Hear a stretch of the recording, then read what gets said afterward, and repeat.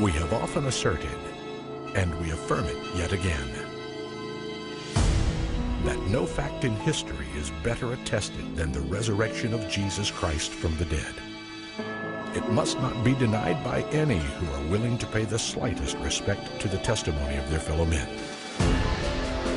That Jesus, who died upon the cross and was buried in the tomb of Joseph of Arimathea, did literally rise again from the dead.